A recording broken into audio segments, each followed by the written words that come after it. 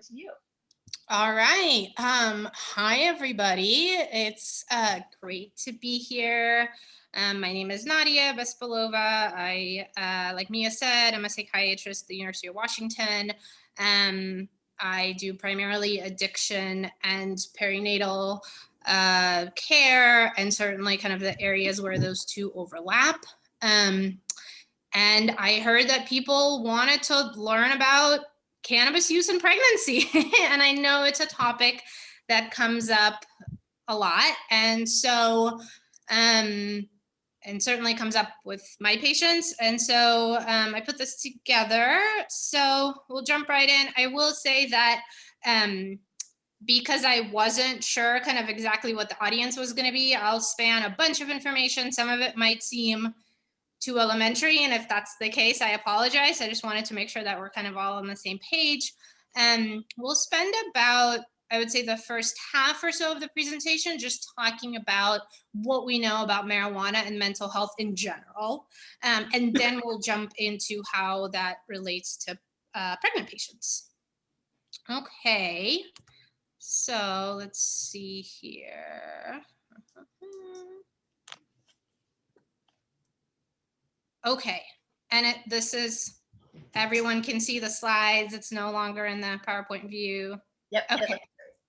All right. And I guess as far as questions along the way go, I want this to be interactive. I don't want to just kind of talk at you for an hour and a half. So jump in maybe in the chat, or if you want to just interrupt me as things come up, and then we'll certainly have time for discussion and questions at the end as well. Okay, so, all right, learning objectives for today. So we'll just start by talking about marijuana's effects and mechanism of action in general. We'll summarize some risks of long-term marijuana use. We'll talk about what's known about medical uses of marijuana, and we'll focus primarily on medical marijuana for psychiatric disorders. We'll talk about the known and unknowns of marijuana use in pregnancy and while breastfeeding. And at the end, we'll touch a little bit on motivational interviewing. One of my objectives is to not put you to sleep. That's my baby in the corner. And, you know, basically, if I were to summarize this presentation in one sentence, it's that marijuana is a substance that is both idealized and villainized, perhaps in a way that no other substance is. And so what I hope you take away from this presentation is that there's a lot we don't know, and what we do know is a lot more complicated than I think most people would like to think. All right, so just an intro to marijuana. What do kind of all the terms mean? So marijuana refers to dried leaves, flowers, stems, and seeds from the Cannabis sativa or Cannabis indica plant. It contains the psychoactive component, which is THC, as well as many, many other compounds, on the hundreds of compounds. It is the most commonly used psychoactive substance in the US after alcohol, and it is estimated that the use of marijuana in the US has doubled in the past 10 years. So how do people use marijuana? I'm sure you guys know this stuff. You can smoke it, vape it, eat it. With edibles, effect is often delayed. This may lead to ingesting more than is intended. And then dabbing is kind of a new thing that's especially popular with young people, adolescents, which refers to smoking THC-rich resins extracted from the plant. They often contain very large amounts of THC. Okay, so let's see if we can make this work. This is a little video I like. I don't know how we'll do with screen sharing. Okay. Let's see.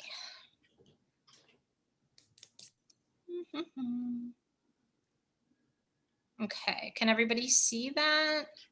No, we're still just seeing your slide.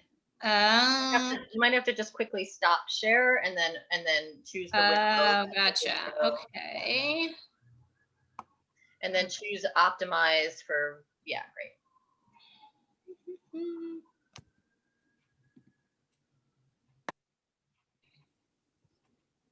All right. Okay, now can you guys see that? Yep. Okay, so this is a cute little video. It's not really a game. That was designed by the University of Utah that I really like and often show to my patients as well. So these are all the mice. They're using different substances. If you drag them, you can see, you know, methamphetamine mouse and what is this, alcohol mouse. All right, so let's do marijuana mouse.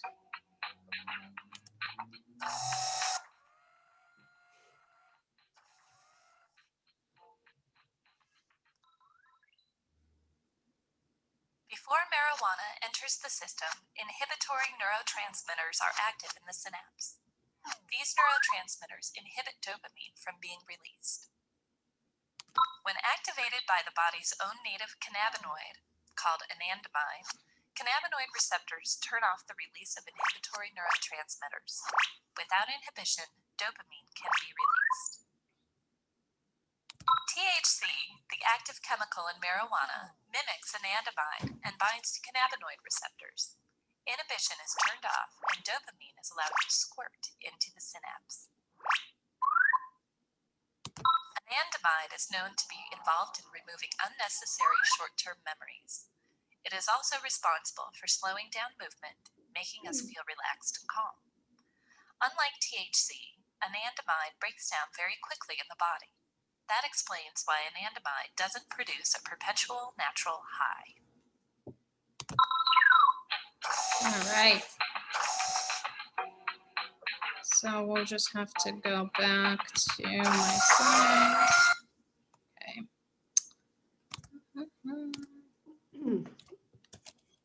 All right, so there's that little video. Okay. Oh, and we got to start from the beginning.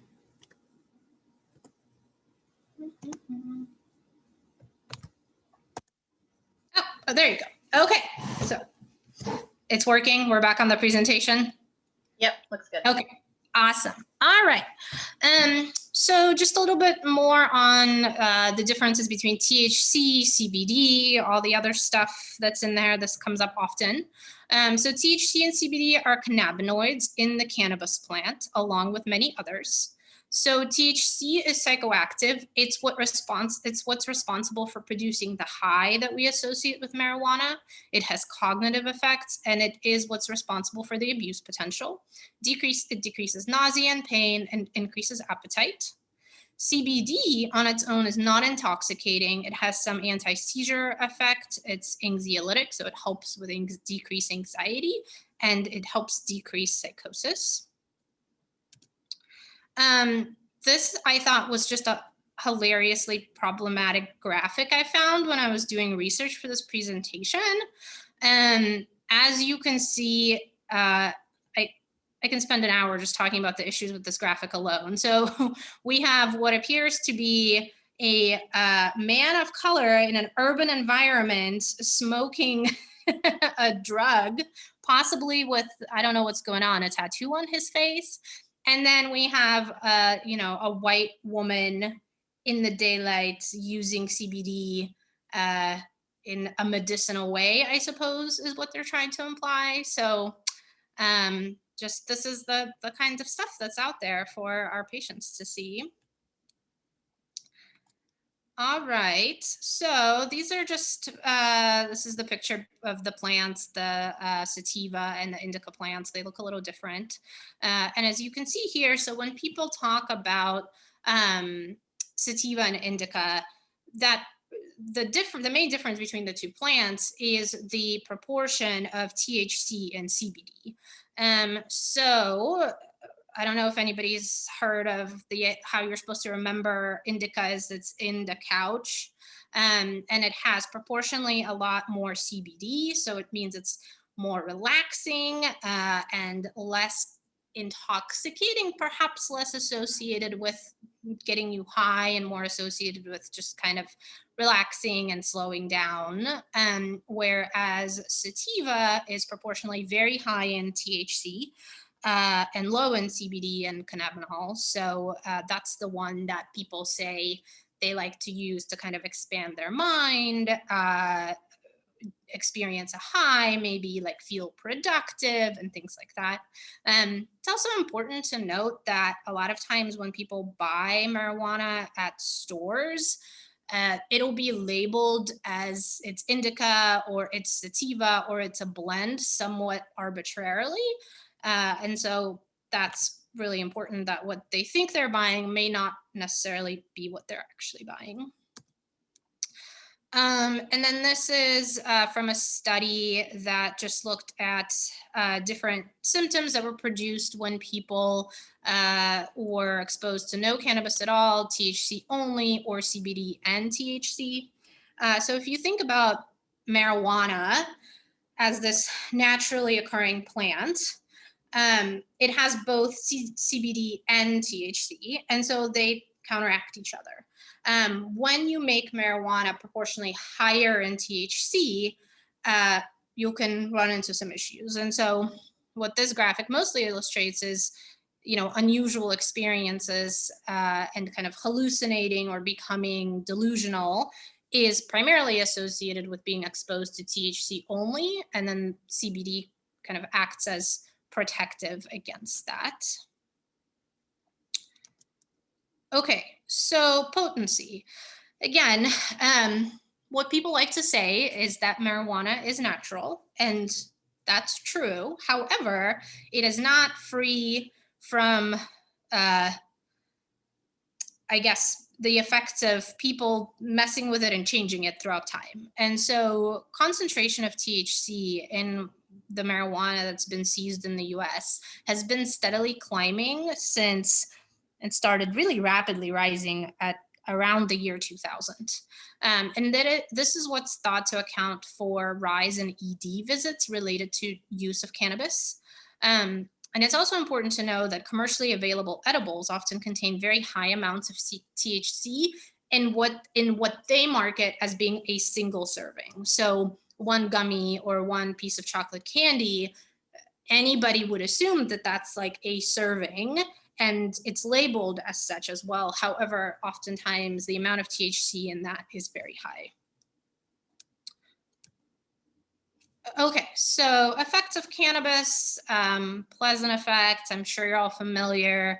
Euphoria, relaxation, things seem funny. There's a heightened sensory perception. You can have an altered perception of time, increased appetite, and things feeling novel. You can have unpleasant effects, including kind of positive symptoms, so things added, and then negative symptoms, things taken away. So positive symptoms including anxiety, paranoia, or delusions, a sense of depersonalization, hallucinations, and disorganized thinking. And then negative symptoms include amotivation, social withdrawal, memory impairment, unblunted affect. It's typically associated with kind of longer term use. And how marijuana affects each individual in terms of what kinds of pleasant or unpleasant experiences they're going to have is partially due to the strain and the particular type of marijuana they're using and their individual genetics and susceptibilities. So I'm sure you've heard from people that feel like they're anxious at baseline, and then they use marijuana, and then they feel like, especially if it's kind of like a sativa type marijuana, they feel a lot more anxious or even start to feel a little paranoid.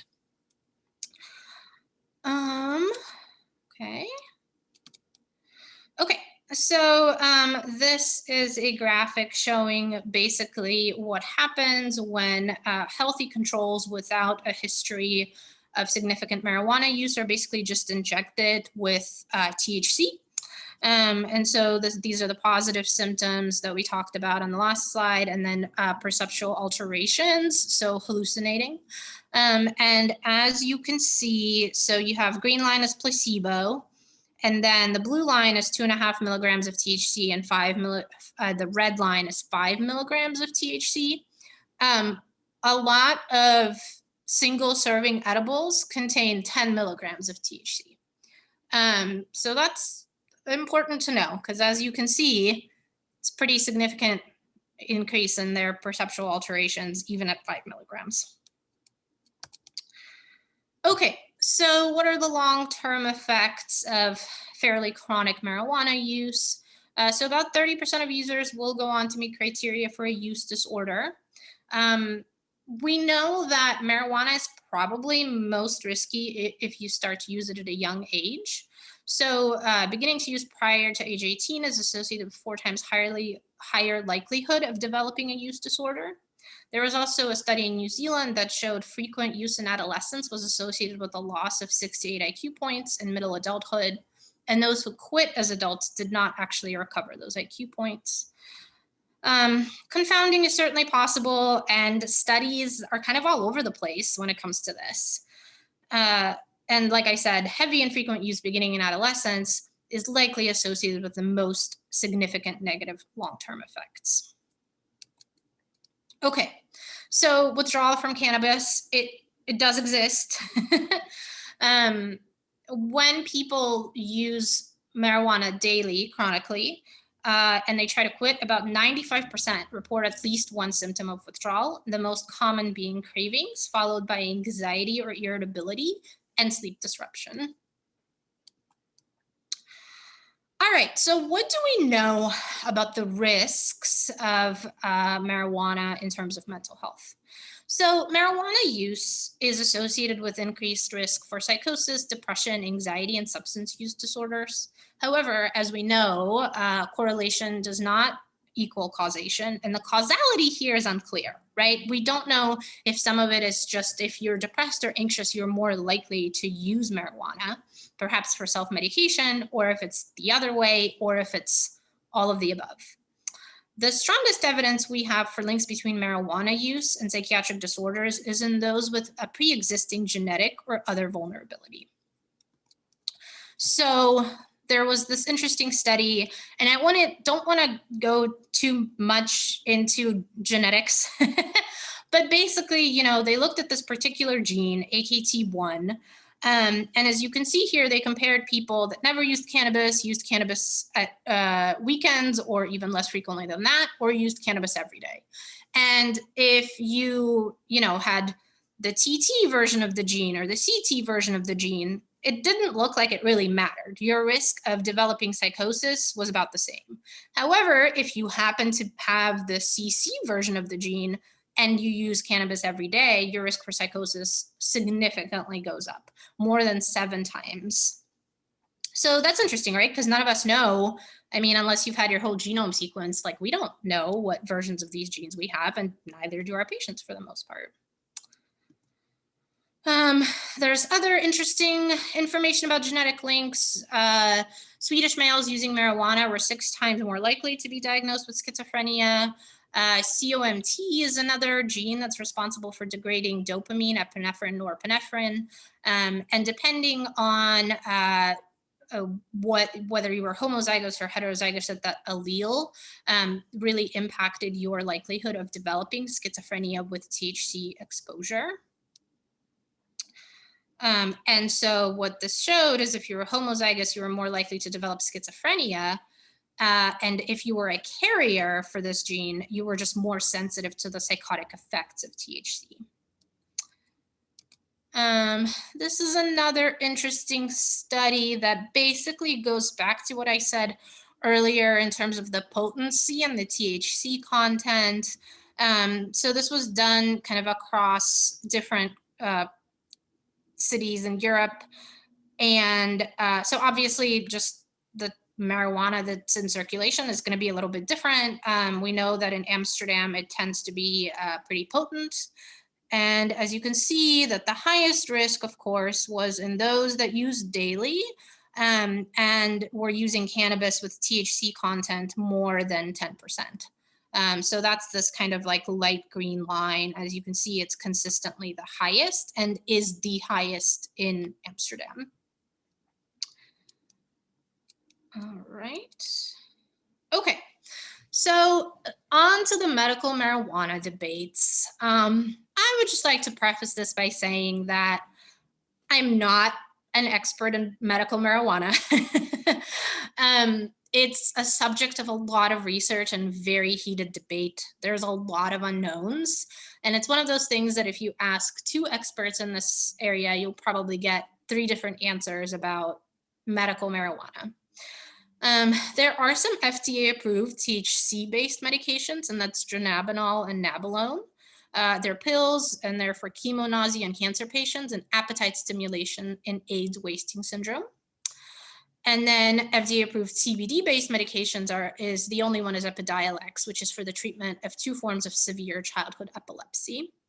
And so if you remember, this was like a few slides ago, right? THC is the one that's helpful for nausea and appetite, and CBD is the one that affects seizure risk. So this makes sense. And these are the only FDA-approved medications that have anything to do with marijuana.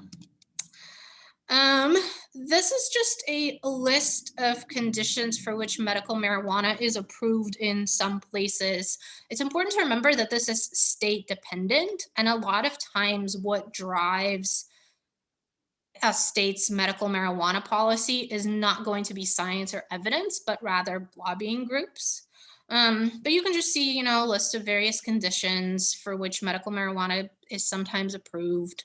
PTSD is on this list. As you can see, anxiety, depression, bipolar disorder, and psychotic disorders are not on this list. So what do we know about cannabis and PTSD? There's certainly a theoretical basis about why marijuana might be helpful for PTSD, because it can improve sleep, reduce anxiety, and enhance extinction of trauma-related memories. And there are some promising studies done with dronabinol and nabilone, and it was delivered orally in those studies. However, in the VA population, cannabis use was actually associated with more severe symptoms and worse outcomes in PTSD patients. So a little bit unclear what's going on there. Again, lots of different opinions on this. I even found an article where 2 kind of very prominent experts, specifically in cannabis and PTSD, that have both of them know like all the literature that's out there, and one of them strongly believes that this is a good idea, and one of them strongly believes that this is a bad idea. So I think the answer is that if they can't even agree, we probably don't fully know yet. And then how about cannabidiol for psychosis or anxiety? So remember CBD, right, is the part that helps potentially with psychosis and anxiety. There have been 8 studies of CBD and psychosis. 5 out of 8 showed benefits in reducing psychotic symptoms in schizophrenia and Parkinson's, but no improvement in psychosis associated with manic episodes. And then 2 studies of CBD for anxiety. It was the same research group, and they showed mostly it was helpful for social anxiety. Limitations of this data, there's still very, very few RCTs, and the ones that are out there are small. The doses of CBD used are inconsistent, as are routes of administration and timing. I will tell you that the doses of CBD they use in these studies are typically much, much higher than what people buy at either cannabis shops or smoke shops, or the things that you get where, there's CBD added to your coffee or something like that. Those are typically very small doses. And it's also important to know that many studies use CBD as an adjuvant treatment to standard medications like SSRIs and antipsychotics, not instead of those medications. All right, so there's also this debate about whether approving marijuana or kind of expanding access to marijuana helps with opioid use disorder. There was a NIDA study from 2014 that showed that from 1999 to 2010, states allowing medical cannabis had 21% lower opioid overdose mortality. So the marijuana industry certainly jumped on this study. I think you can see billboards about this to this day. But then the study was prolonged and they released an update in 2019 that showed that from 2010 to 2017, this trend actually reversed. And states with medical cannabis had 22% higher opioid overdose mortality. And surprise, the marijuana industry didn't talk about that very much. There was no evidence that either broader cannabis laws or more restrictive laws were associated with changes in opioid overdose mortality.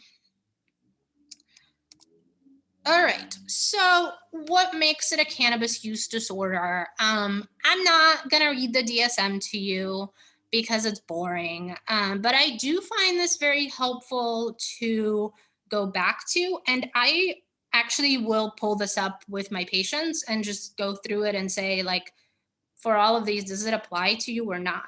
And you only need to meet 2 criteria to buy yourself a diagnosis of cannabis use disorder. And then 2 to 3 is mild. I think like 4 to 6 is moderate, and then anything 6 or higher is severe. And I actually think that the DSM criteria for substance use disorders is probably one of the most actually clinically helpful parts of the DSM. Okay, so if somebody does meet criteria for cannabis use disorder and they, want to get some treatment, there's no approved medications. Lots of medications have been studied and none have shown to be beneficial enough to get kind of a labeled approval for that. You'll certainly see lots of off-label use of various medications. We definitely want to treat comorbid conditions like anxiety, mood disorders, insomnia, nausea. Since we are talking about pregnancy, certainly lots of patients use this for nausea associated with pregnancy, and so they can talk to their OB about actually getting medications for that. It's also important to discuss with patients carefully, and this comes up all the time, right? Like patients will say, well, it really helps my anxiety. And then the question is it actually helping your anxiety disorder, or are you getting anxiety from cannabis withdrawal and then you're treating said withdrawal with more cannabis? That's a very different presentation. And just returning to anxiety, low appetite, insomnia, irritability are the most common withdrawal symptoms. It's important to educate patients that they might expect that if they used to use a lot of cannabis chronically and then suddenly are going to stop or drastically decrease their use. Because like we said earlier, more than 90% of people are going to experience these symptoms. And it's important to know, like, yes, this is part of cannabis withdrawal. This is not like a new disorder popping up, or this is not like something that we want to help make it better, but like we know it's going to happen. And some of it is a little bit of a waiting game of getting through it. It's not a medically dangerous withdrawal, like, for example, alcohol or benzos. All right, so now we'll jump into cannabis use in pregnancy and what we know and don't know. Okay, so cannabis use in pregnancy. Cannabis in general is generally perceived as being safe by the public, including often in pregnancy. It's difficult to study, right? You're not going to do a randomized control trial with exposure and no exposure to cannabis. And then info on amounts used is difficult to collect and standardize. There have been a lot of studies over the years that will just kind of say, like, did you use marijuana in pregnancy? Like, what does that mean? You used once before you even found out you were pregnant, or you used marijuana multiple times a day, every day while you were pregnant? Like, those outcomes are going to look very, very different. We do know that cannabis crosses the placenta and is found in breast milk. 30 to 60% of cannabis users do continue to use in pregnancy, and use in pregnancy appears to be rising over time. This is just a graphic in general of patients that were hospitalized with cannabis use. And as you can see, this is just, the people that were pregnant is the blue line. And then the orange line is pregnant patients who reported any marijuana use. And the green line is the women reporting marijuana as the primary substance of use. So all it's showing is that if you use cannabis in pregnancy, you are kind of just more likely to be hospitalized over time. Okay, so we'll kind of go through pregnancy. I would say thinking about it from like the beginning, fertility, conception, and then all the way to delivery, development, and then we'll talk about breastfeeding. So starting with fertility, in women, marijuana may reduce fertility. It does disrupt the hypothalamic release of GnRH, which reduces estrogen and progesterone production and can cause menstrual cycles where you don't ovulate. Interestingly, this effect may disappear with tolerance to marijuana. This has been shown in monkeys, not in humans, but it is kind of interesting that maybe if you just use marijuana for a long time, you're less likely to have it impact your fertility. And if you stop using marijuana, this does normalize. So this is not kind of like a permanent effect. Some patients will ask about that. And then in men, we know that it may decrease sperm count and motility. Miscarriage rates in marijuana users, data is very inconsistent. There's no clear link between marijuana use and miscarriage risk. And animal studies suggest increased risk of miscarriage with marijuana use early in pregnancy. But not enough studies out there to definitively say that it does increase your risk of miscarriage. Birth defects, again, available data does not consistently suggest that marijuana causes birth defects. Some studies do suggest a small increase in the risk of gastroschisis. So that's the condition where babies are born with their internal organs outside of the body. And one study linked marijuana use in the first month of pregnancy with increased risk of anencephaly. So that's a neural tube defect.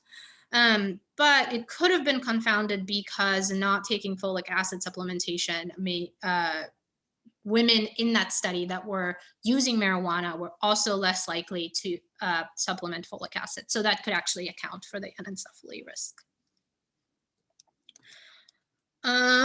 So marijuana and perinatal mortality, again, the data is mixed and inconsistent. Again, no evidence that marijuana use in pregnancy is associated with increased perinatal mortality, but the risk of stillbirth may be slightly increased, and this could be confounded by cigarette smoke. And then this is just a little bit more about perinatal complications. So the previous slide was about like mortality, and this is more morbidity or just issues in general. Interestingly, there was this study in 2003 that showed, excuse me, no increased risk of perinatal morbidity and mortality associated with cannabis use. And then a study in 2011 that showed that cannabis use in pregnancy was associated with low birth weight, preterm labor, small for gestational age infants, and admission to the NICU. And again, going back to the increased marijuana potency may account for this, right? So this is a study from 2003. So the participants of that study were using very different marijuana than the participants in 2011. And the risk does appear dose dependent. So marijuana use less than weekly was, for example, not associated with being small for gestational age, but marijuana use at least weekly was associated with being small for gestational age. So amounts and frequency matter, right? You will often hear, and I hear this in healthcare all the time from doctors, nurses, therapists, all kinds of people. Like they talk about marijuana, like does this person use marijuana or does this person not use marijuana?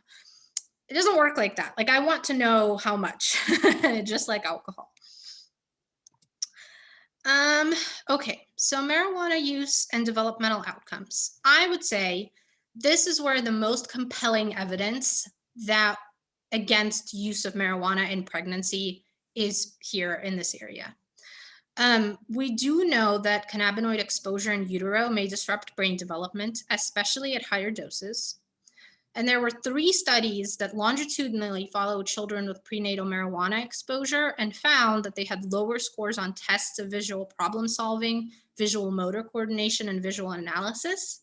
They also had decreased attention span, behavioral problems, sleep problems, and higher odds of marijuana use by age 14, which, going back to the beginning of the presentation, is something we would be concerned about. All right, jumping to marijuana and breastfeeding, like I said, it does get into the breast milk. Data is limited. Again, just, continuing the theme of we don't know. Exposure to THC through breast milk is in the first month of life could result in decreased motor development at 1 year of age. So this was from one study basically assessing milestones at 1, and the kids that had THC exposure in the first month of life were just a little bit behind, statistically significantly behind. High frequency of use actually leads to accumulation in breast milk, right? So it's, I would say, in many ways similar to alcohol, even though alcohol is metabolized much faster. But for both of these substances, if you are using kind of chronically, it's going to build up and probably cause more issues. And there's just not enough studies out there on this topic. All right, so, I think we can't talk about any substance use in pregnancy without talking about stigma and systemic racism. So while ACOG's position is that all pregnant patients should be screened for alcohol, tobacco, and drug use at the first prenatal visit, I think it's important to think about the reality looks different, and who gets actually screened may look very different in practice. Studies show that healthcare professionals are more likely to report Black patients who use drugs during pregnancy than their white patients. And there was a 1990 study in a Florida county that showed that doctors were 10 times more likely to report Black women than white women to government authorities, despite similar rates of substance use. Kind of a little bit on the history of this stigma a lot of it comes from the crack baby myth from the 80s. So as you can see, there were all these media headlines and magazine covers about how there's going to be this generation of the crack babies and, what's going to happen. And actually later we learned that although I by no means am going to say that cocaine use is A-okay in pregnancy, it is certainly not associated with the kind of profound negative effects that were suggested at the time. And I think the medical profession had a large part in this. And then it becomes this primary explanation for Black infant mortality rates in the US, which is not actually supported by evidence. Also, historically, infant toxicologies were primarily done and reported to police at public hospitals that served lower income communities. So, when we think about why don't patients want to tell their healthcare providers about their substance use? Well, this is why, why are we surprised that sometimes our patients don't trust us? These are the states in which substance use during pregnancy is considered child abuse. I think, as you can see, Washington is not included in that list. I don't know in these states if they would include cannabis in substance use. I think it probably depends on the individual state policy. And then there was this study that actually looked at what happens when states implement punitive policies for pregnant patients using substances. And they found that in states with punitive policies, odds of neonatal abstinence syndrome, so this would be primarily happen from opiates, were significantly greater during the first full calendar year after enactment. So as kind of we've known for a long time, if you criminalize a behavior, it doesn't make it less likely that people are going to do it. It just makes it less likely that they're going to get appropriate help. Okay, so jumping in a little bit to talking with your patients about their cannabis use, ask for permission, find out what they already know. And, I think that's always a good place to start. Well, what do you know about the risks of cannabis use in pregnancy? Or what do you know about cannabis use in general? Offer education and resources. And then, of course, the general approach is motivational interviewing, which is a collaborative conversation aimed at strengthening a person's own motivation and commitment to change. So Just a little bit on motivational interviewing. I think it's a term that gets thrown around a lot, and it's sometimes a little unclear what people are actually referring to. There's kind of like the spirit of motivational interviewing, which is basically just being compassionate, accepting, partnering with your patients, and evoking their own motivations. And then some techniques of motivational interviewing. So there's this acronym OARS, which is open-ended questions, affirmations, reflections, and summary statements. These are kind of the stages of MI, right? So you start by engaging your patient, building an alliance, getting them to trust you a little bit. Then you focus on, what it is that they want to work on. You evoke their own motivations for change. And then the last thing you actually do is make a plan. Like, I want to cut my marijuana use in half by the next time I meet with you, or something like that. So that's the last phase, not the first phase. And then just in terms of, these are just some quotes I found that I really like, because they talk about like, what are we actually doing when we're interviewing motivationally?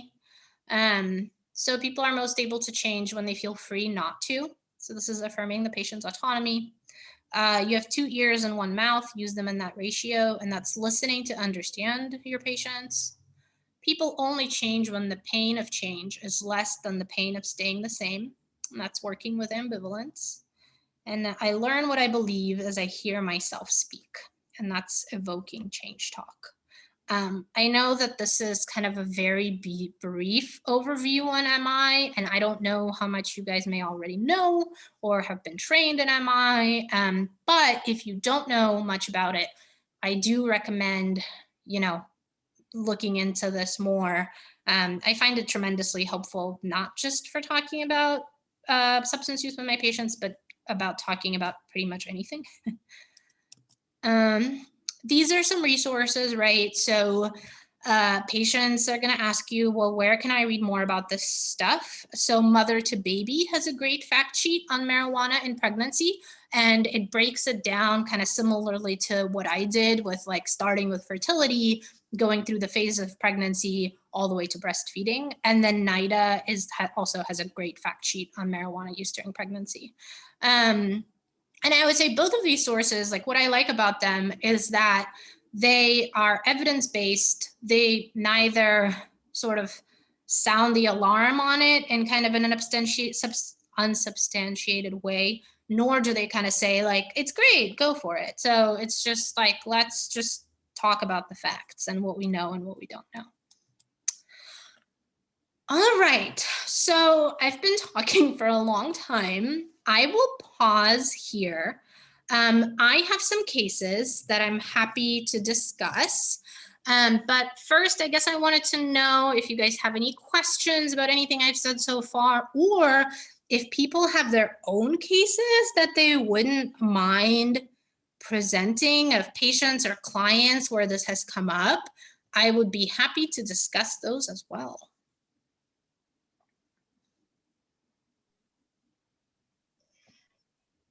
There is one question in the chat Okay. around frequent use and what qualifies frequent use. Yeah, it's a great question. I would say in what I think of is if a person is saying that they are, I think it also depends in my mind, like if they are pregnant or not. I would say that if they're pregnant, the studies seem to suggest that really using like weekly or more than that is kind of where there tends to be more problems associated with it. Although there's certainly no data suggesting that if you use less than weekly, then it's like not a problem at all. It just might be less of a problem. And then certainly anybody that says they're using every day, like they are going to experience withdrawal if they try to stop. Like that's where I think of as being fairly problematic. Great, thanks. And then just a follow-up to that, which I also had the same question. Is there any difference between whether someone is smoking marijuana in terms of impact on pregnancy and or birth or lactation or Mhm. edibles. So for the pregnancy, there's no evidence that there's any difference, right? Like for the person ingesting it, there's, some people will say like, oh, edibles are better because just like smoking in itself is bad for you. But when it comes to effects in pregnancy, not really. And I would just be, I'm especially cautious with edibles because people often use more than they intend to. Okay. Let's see, there's another question about, again, pregnant clients thinking it's safer to use marijuana specifically for nausea or morning sickness rather than something like Zofran or other anti-nausea medicines. Yeah. Any opinion or research on this? Yes. So I will, there's no research that compared Zofran head to head with marijuana. I will tell you that. There are studies specifically on the use of marijuana for like nausea associated with pregnancy, and they're mixed.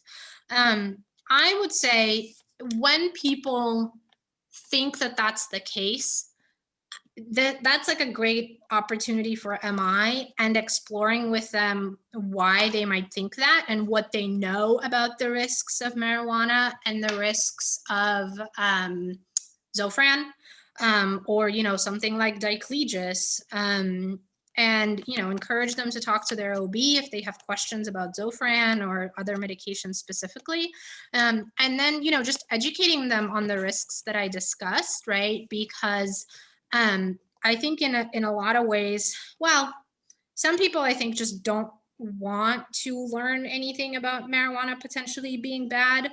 But I also think part of it is that like the public perception perhaps is not always caught up with the research. And so people may just not know that there's been all these studies linking marijuana use in pregnancy to poor developmental outcomes. Like I've had a lot of patients where I tell them that and they had no idea. They're like, no, nobody told me that. I kind of didn't know about this. Like, can I read more about this? And a lot of times that, motivates them to cut back or stop using. Okay. There's another question about cannabis use in bipolar disorder and can it possibly trigger mania? Yes, that can happen, especially if it's high potency, like THC heavy marijuana. Yes, that can happen. Absolutely. Okay. Are you aware of any research into cannabis use for symptoms of reproductive disorders like PCOS, endometriosis, adenomyosis, etc.? This has come up with postpartum clients as these symptoms return or increase in severity after giving birth. Oh, great question. I am going to be honest and say no, I do not know, but I would be very willing to look into this and maybe talk with my OB colleagues. Great, thanks. And then this looks like a statement. I'm a student midwife and recently had a client who did smoke frequently and the baby was born at 4 pounds. My preceptor and I just had the conversation about the link of small for gestational age and use. Mm-hmm. Yeah. And then is there information on how much is transferred in breast milk? Oh man, yes. And I'm not remembering it off the top of my head. I think again, it's like one of those things where, and this is like one of my soapboxes with patients is that like, if I'm talking about a medication, if I'm talking about an SSRI, I can with confidence say this percentage of the maternal dose is found in the breast milk. But marijuana, there's just so much variability. And I think it probably does depend on like how it's consumed, the frequency of use, the particular product they're using. But I think there have been some studies on that, and I'm not remembering the numbers off the top of my head. Great, thanks. And then looks like there's one last question. Were the studies linking marijuana use in pregnancy to poor developmental outcomes associated with lower income communities, or was it a study from diverse socioeconomic backgrounds? I would have to go back and look at the studies. I don't know the answer to that. Great.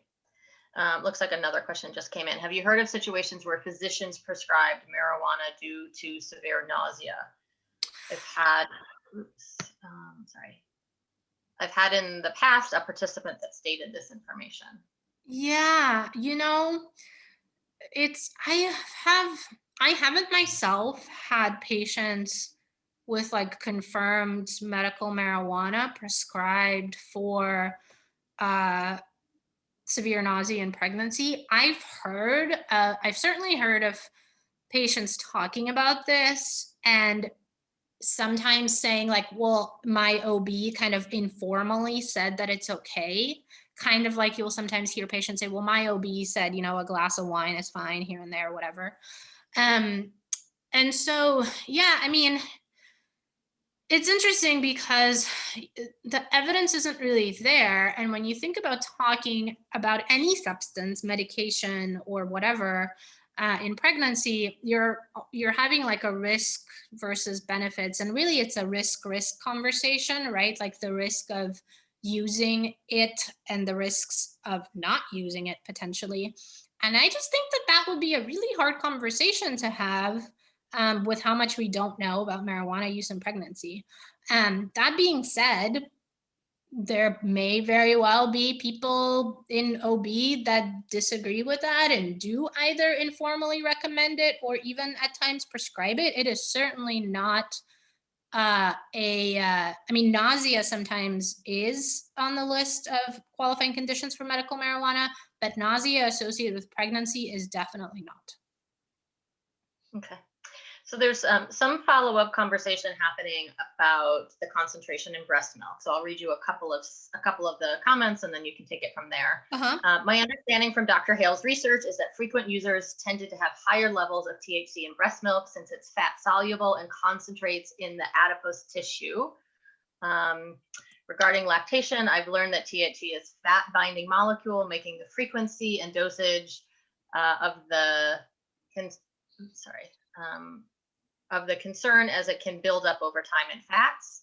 And does this make it more concerning with buildup during lactation use versus pregnancy use? So it's this issue of like the kind of buildup. Do you see that? Are you looking at it now? Yeah. And does this make it more concerning with buildup during lactation use versus pregnancy use as delivered via fats?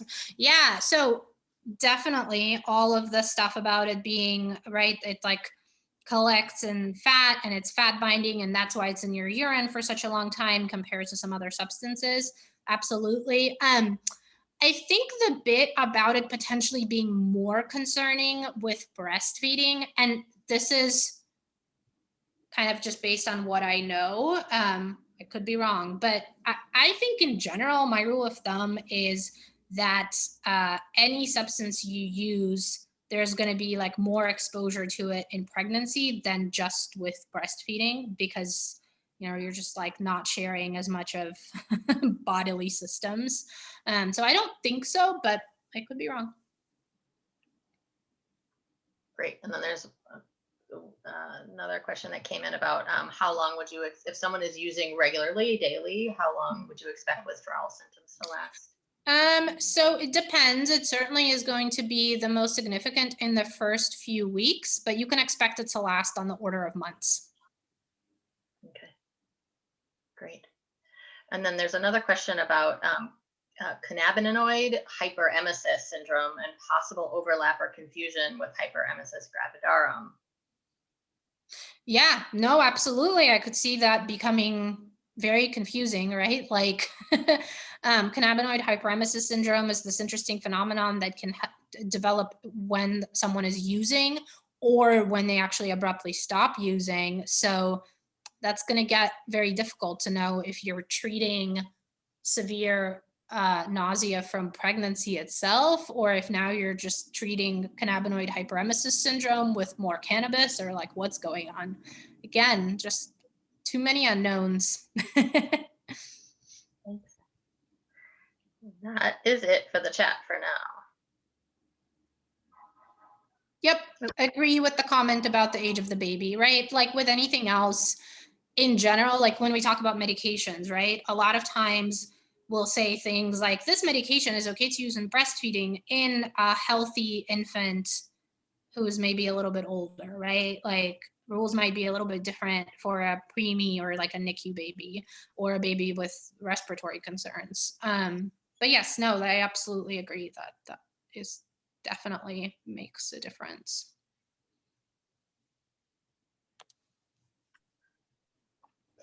Great. I will also just put out there that if anyone wants to take themselves off mute and ask a question, I think that would also be very welcome. Oh yeah, no, absolutely.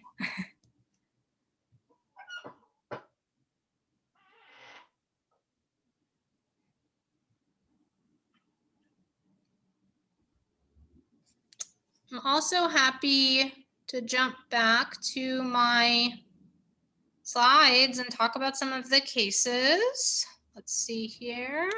I have one more question. Yeah. Can you hear me? Okay. Hi. So I was curious with the scenario that you talked about with maybe a client that says, that believes from their experience that the cannabis use is helping their anxiety symptoms, but it could be that the withdrawal is like making that worse.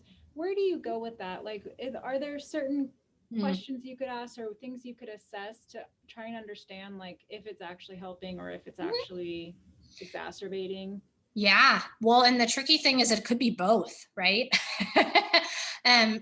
I by no means am not saying that like it's impossible that smoking pot helps somebody's anxiety. If anything, it puts you in a different mental state and maybe just distracts you just enough from your anxiety to feel better. That absolutely could be true, right? Like the reason people get into trouble with substances is because they do nice things for people.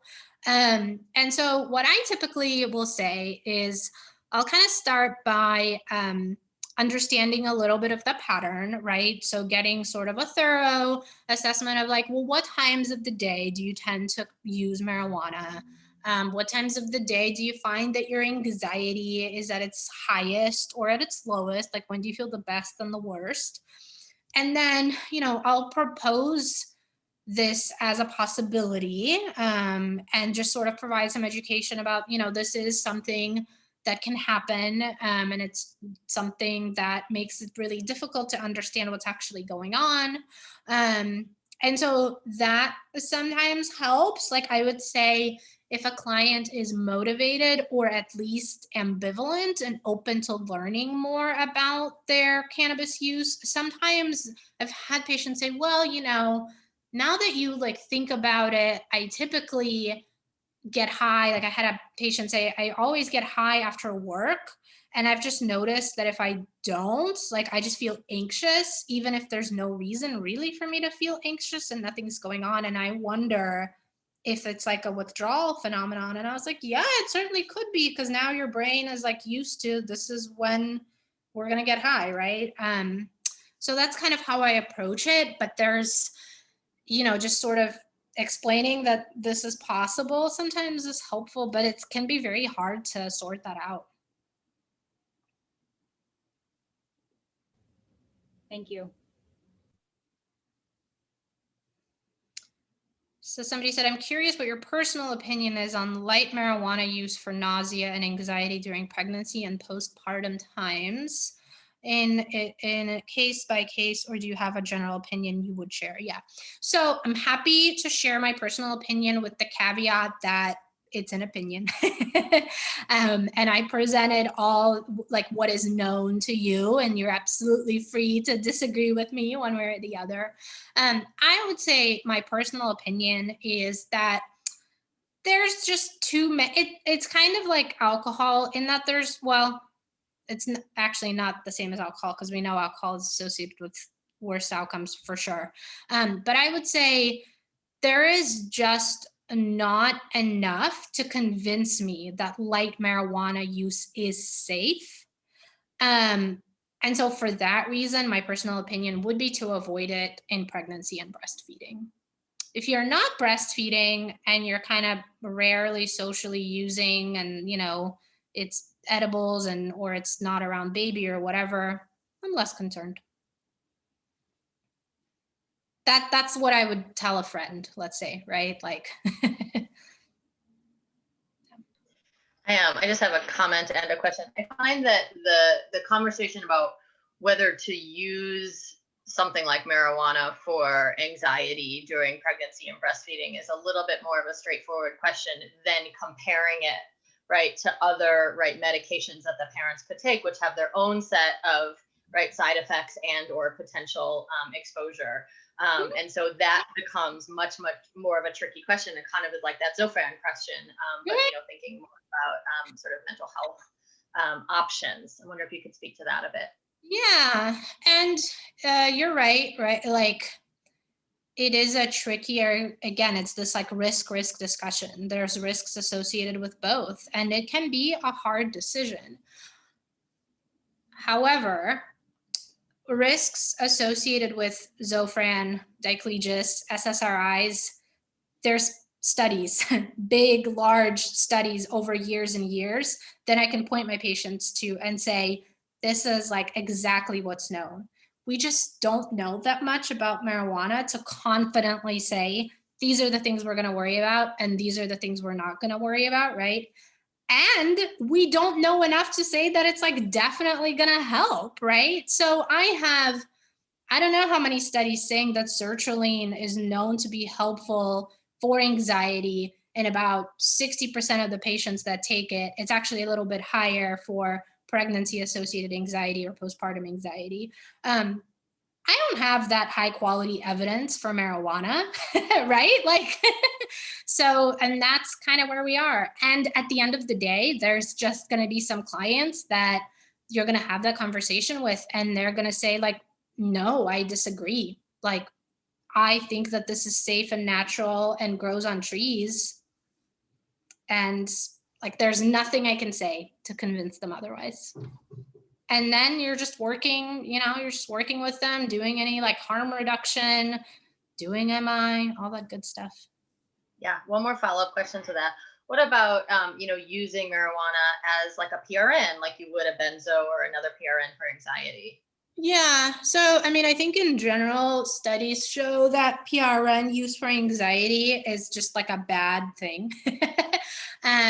In anxiety, a lot of work, I would say, in people that abuse benzos or get high every time they feel anxious is undoing that association of like any amount of anxiety is so intolerable that I have to do something about it, right? And so I'm in general not a fan of PRN anything.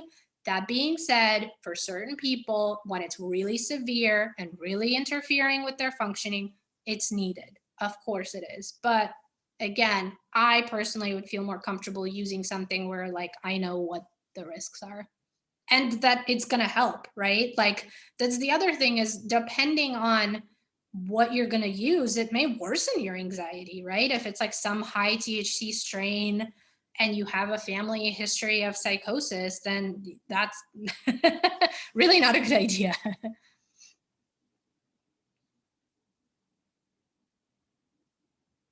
Do you see the things in the chat? Would you like me to read them to you?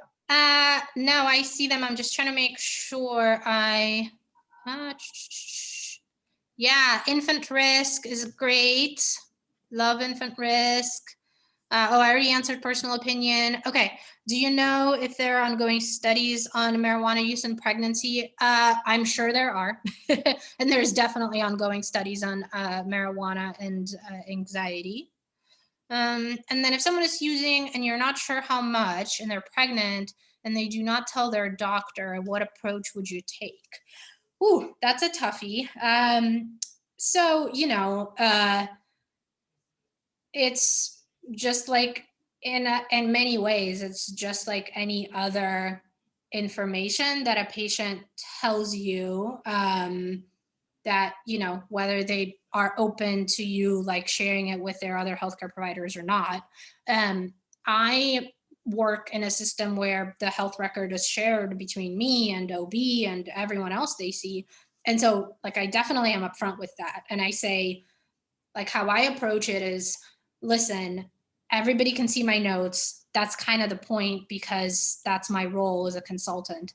If there is something specifically you don't want me to put in here, we can have a conversation about it. And think about whether that makes sense to do or not. But, I will say that there's not like some kind of a legal obligation of you sharing that with their obstetric provider. You can certainly, again, kind of in a motivational way approach, like, would you be open to me discussing your concerns with the obstetrician? And let's say they're saying, I'm using it because I'm having really bad nausea. That's actually a window to encourage them and say, hey, like, did you know that there's multiple medications that can help with that? And like, have you considered talking to your OB?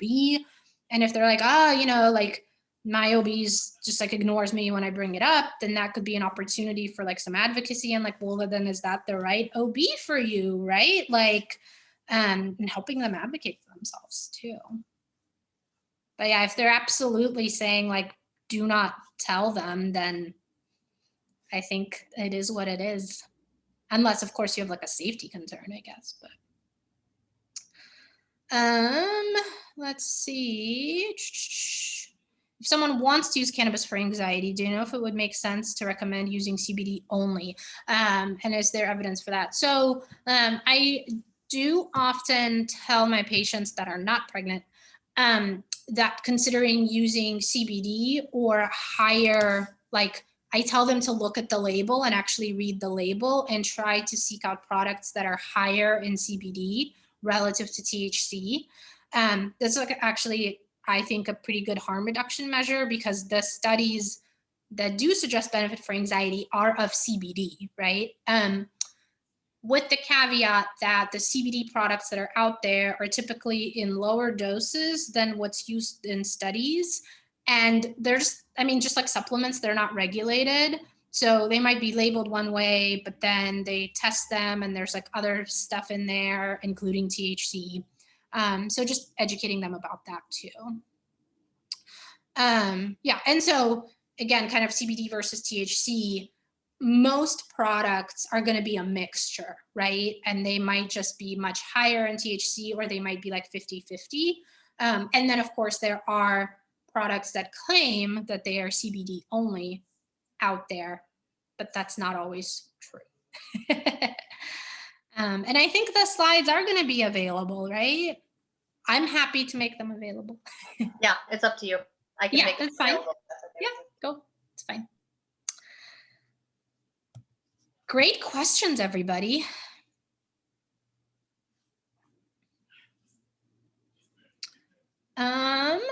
Well, let's see. I'm happy to talk through a case or a couple.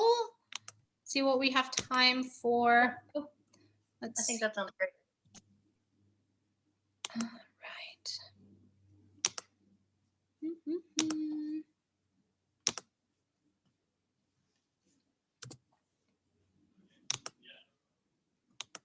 All right, well, let's start. I like this one actually as a place to start. Oh no. Okay.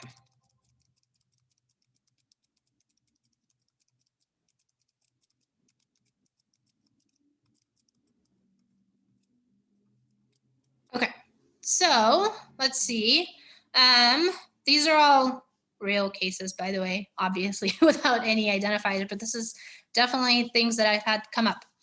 So 28-year-old cisgender woman, G1P0, she's in psychotherapy for PTSD from sexual assault in college. And she just comes in for a regular session and excitedly shares that she just had a positive pregnancy test recently.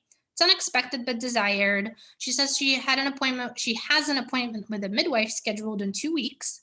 And she's overall feeling well and excited, but she says, the morning sickness is really bad. And turns out it's not just in the morning. And she's been smoking cannabis daily, every day to help with the nausea, saying, I figured it's fine for the baby. It's natural. What do you think?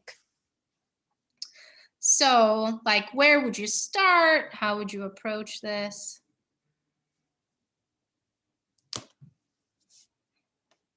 Feel free to unmute yourself.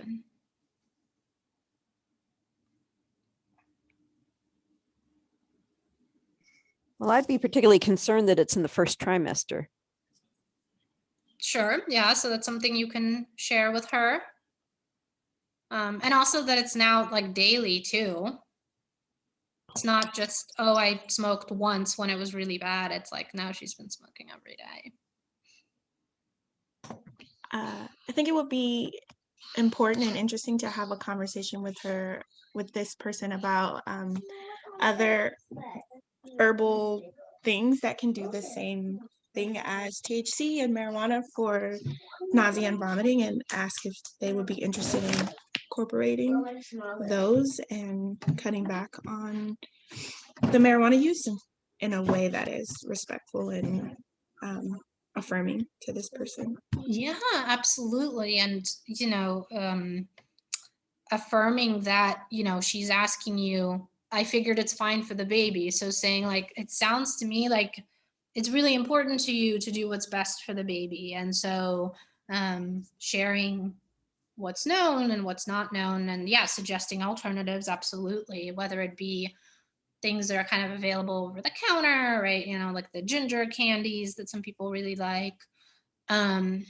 Or even suggesting, the appointment with them. And this is common, right? In the beginning of pregnancy, they don't see their obstetric provider for a little while. And a lot of times have questions, and sometimes, you'll be the only person they're talking to, really. But saying that, like, if the nausea is really bad or the vomiting is really bad, reaching out to the OB office and saying, hey, my appointment is not for a couple weeks, but like I'm really struggling. Again, advocating for yourself that perhaps you need a sooner appointment, or reaching out to your primary care provider too. Like sometimes people don't even realize that it doesn't have to be their obstetrician or their midwife. Like their family medicine doctor can help out. And stuff like that. I would definitely share one of the fact sheets with this person if they'd be open to it, either mother to baby or the NIDA fact sheet. Because they told you that they want to learn more. What do you think? They're obviously, they trust you. They want your opinion, your expertise. The only other thing I might mention is, if they're smoking daily, then that was, likely something that was part of their life before, and just talking about sort of all the changes that happen during pregnancy, and lifestyle shifts that are sort of normal and developmentally appropriate, from going from, not being a parent to being a parent, and wondering about sort of, right, how is, marijuana used in her like lifestyle in general, and opening that conversation, and not just around the morning sickness. Oh, absolutely, right. And this is a person with PTSD from sexual assault. So they may have a worsening of their symptoms in pregnancy, especially around all the invasive exams and delivery. And like, that's just going to be a whole bigger conversation that they might have some tough times ahead, and that you're here to support them through that. Definitely. Well, excellent thoughts, everybody. I'm keeping an eye on the time. I think we can do one more. I wanted to do a slightly different one. This is also a patient that I had. 32-year-old cisgender woman, G4P3, 24 weeks, comes in for psychotherapy, referred by her obstetrician for anxiety and concern that she's using cannabis multiple times daily. She's very ambivalent about being there, and is like, well, I wanted to make them happy, but I don't really think that I need this or that I have a problem. I use edibles, so it's not like I'm smoking. I want what's best for the baby, of course. All these gummies are getting pretty expensive, though. She shares that she used cannabis with her prior pregnancies, and her kids are doing well, so she doesn't understand like why the OB is concerned. She tells us she can't even stop. She can't even imagine stopping because it's what helps me stay sane, not blow up with my kids and partner, and get some sleep at night. Thoughts about, and this is probably, different just from person to person, but where would people start with this woman?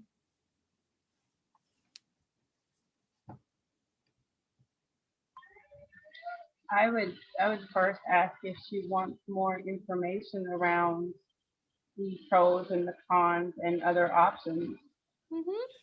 Yeah, asking for permission. That's a great place to start. I would start with kind of acknowledging how she feels and what's going on in her life, and provide empathy for that, and be with her where she is. Absolutely, right? Like I think often as a mental health provider, people can have all sorts of feelings about being told, like, you should see a therapist, you should see a psychiatrist, and acknowledging that and all the ways that that might make people angry. And, you know, it's definitely also a great place to start, like the ambivalence about being there to begin with. And after acknowledging, how she's really wants to do what's best for her family and, all of those kinds of things, I might say, there's a couple of options, that there's not a whole lot of research on, cannabis and its effects, but there is another alternative, something like Zoloft might have more research. And this is just something you could consider as an alternative. Mm-hmm. Yeah, making her feel like that there are options. Okay. And so I wanted to comment on this as well. I know I recently watched a free webinar that Dr. Hell had given on substance abuse. Mm-hmm. And I know one of the things that he mentioned is, SSRIs in Mm-hmm. treatment of anxiety and depression. So I would probably ask this 32-year-old woman if she was taking her medication or she was coming off of it, because he mentioned how women often try to discontinue it during pregnancy because they're worried about the baby, about their sertraline or their Prozac, and Absolutely. there are big withdrawals coming off of antidepressants, and patients are very self-educated nowadays, and they may have noticed that. And so women could be coming off of their antidepressants because they're pregnant, and so therefore increase their cannabis use. And then babies also have, in every woman that comes off of her medication during pregnancy, the babies will usually show symptoms of withdrawals as well within 24 hours to 1 month after birth. That's that jitteriness, the vomiting, irritability, crying, shivering, hypothermia. So that is, and sometimes that could be sometimes misconstrued for opioid withdrawals, but it's kind of hard to tell when you have a woman is being treated for anxiety and depression. Where is that coming from? So we can't forget about those other medications, whether she's taking them and Absolutely. how she's treating. Yeah, like getting all that background of whether she was on medications, if she's ever been on medications that helped with some of the things she's now using marijuana for. Absolutely. So it's for pregnant patients that do take SSRIs, about a third of the babies will experience some discontinuation symptoms after being born. So it's definitely something we counsel patients about. It's not dangerous, but it can certainly be noticeable. It's, I hope it's not mistaken for opiate, neonatal abstinence syndrome. The terminology can be confusing. Neonatal opioid withdrawal syndrome versus neonatal abstinence syndrome versus neonatal discontinuation from a medication. But yes, again, kind of weighing all of that. And then absolutely, in terms of medications, not only do people stop their medications when they get pregnant because they don't know, then potentially experiencing discontinuation symptoms and having the baby experience discontinuation symptoms. But unfortunately, what's worse, and this is what we aim to fix, right? Education, education, education. There's lots of healthcare providers out there that straight up tell their patients to stop using medications when they get pregnant. And it's a huge problem because, like, they'll say things like, well, I don't know anything about using this medication in pregnancy. That sounds really scary to our patients. And like, well, you don't know, then like ask. Don't tell your patient, well, I don't know, maybe you better just stop.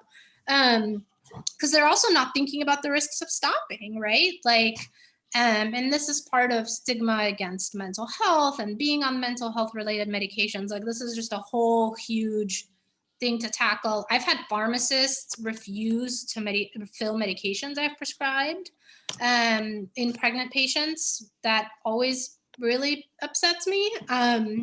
Usually it's for things like antipsychotics and things like that. And I'm like, okay, I'm glad you're being cautious, but also like this patient needs an antipsychotic. I'm not just like throwing them around.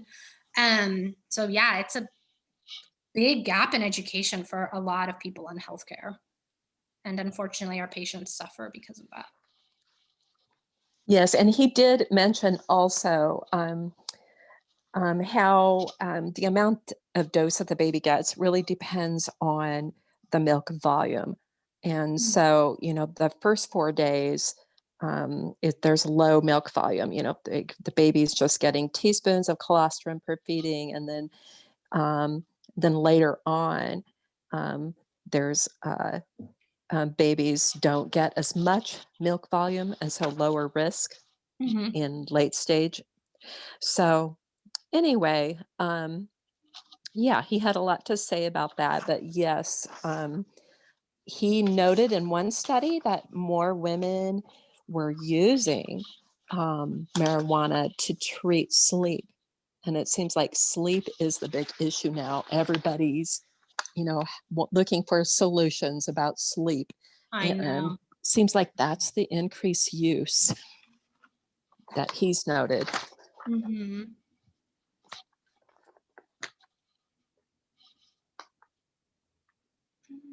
Let's see. Let's just some other comments. Can neonatal withdrawal symptoms from SSRIs be improved by breastfeeding? Yes, actually, studies suggest that they do tend to have lower rates of neonatal adaptation symptoms. And we don't know if that's actually because they're still getting a little bit through the breast milk, or it's just like the act itself is soothing. And so the babies don't manifest those symptoms as much. Yes. That becomes like a whole other conversation, because we also don't want to be kind of make people like feel pressured into breastfeeding, or that they like have to breastfeed, or their baby will have this discontinuation and all that. And then why edibles might be less predictable. Yeah, it's basically just because when they eat it, they don't feel the effects until later. And it could be like an hour or 2 hours later, depending on how much they had to eat that day and how hydrated they are and all that stuff. And so what will often happen, usually with people like younger people or people that just don't have as much experience with it, is that they'll take an edible and like 30 minutes later be like, well, I'm not high at all, I better take more. And then 3 hours later, they're like totally not doing well, anxious, paranoid, had too much. So I think it's also a good idea to consider the stigma around mental health and medications for mental health in low-income communities, absolutely, and the awareness of racial bias in healthcare when considering how to address marijuana use in perinatal clients without having bias around the use of marijuana, to be more mindful of the client's overall quality of life and awareness of their own care. Yes, absolutely. Agree with all of that 100%. I think unfortunately, racial bias is just so ingrained in healthcare, and it, to say that it doesn't impact how we treat our patients is just silly. So, yeah, definitely. I just had one more thing I wanted to chime in about. I know we're about at time, but just from that last case study, just talking about reducing risk, reducing usage slightly, maybe for that mama that was using every day and she kind of like couldn't imagine stopping. But that's a big takeaway I'm taking from this, is just those risk reduction conversations and kind of where can we cut back use if that's something they want to explore. So Yeah. Yeah, definitely. You know, when people say, I can't even imagine a day without, I've definitely said to patients like, okay, then, let's try it. Let's see how it goes. And if it goes terribly, let's talk about it, right? And then be aware that the word marijuana has racial bias issues itself, and cannabis is often the preferred word. Yes, this is true. And it's, there's can be a lot of confusion around the terms. And so, but yeah, cannabis is like the more scientific and less potentially problematic term. Well, we're at 1:30 and I want to honor everybody's time. And I just want to thank you so much, Dr. Vespalova, for coming and presenting this information. Like I said, this webinar will be available on the PS Washington website, and we can have the slides be available as well. Thank you again for everyone for attending, and Dr. Vespalova. Bye. Thanks, everybody. Thanks for the great comments and conversation. Thank you. Thank you. Thank you.